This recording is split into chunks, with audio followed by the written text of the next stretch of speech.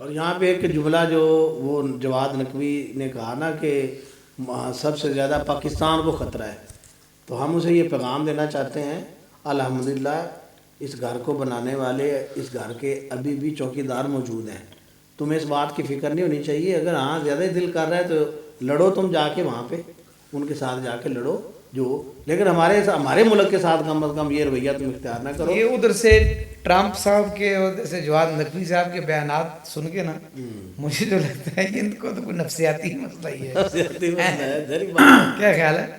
کوئی نظریاتی تو نہیں، کوئی نفسیاتی لگتا ہے مسئلہ، آپ اس بارے میں کیا کہنا چاہیں گے؟ بس میں تو آخر میں یہ جو سیشن جیسے کہا کہ ہم یہ بتانا چاہتے ہیں کہ یہ جو ہمارا ملک ہے اس کے ہم خیر خواہ اور ہم خیر خواہ رہیں گے، ان لوگوں کو ہم سمجھا ہی سکتے ہیں اور سمجھا رہے ہیں، بار بار سمجھا رہے ہیں کہ یہ ایسا نہ کریں، یہ ملک پاکستان کی بنیادیں اس طرح کمزور ہوتی ہیں۔ دیکھیں آپ نے اتنا کچھ جلا دیا، اتنا کچھ اتنے لوگوں کو مار دیا، اور پھر جو ہے آپ احتجاج کا مطلب یہ تو نہیں ہوتا نا کہ آپ لوگ فوجیوں کو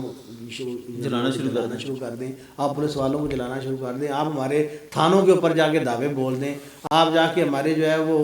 فوجی بلڈنگوں کے اوپر جا کے دعوے بول دیں، تو یہ نا اس کو نا ہوش کے ناخن لیں، یہ ملک جو ہے یہ ایسے کاموں کا متحمل نہیں ہے،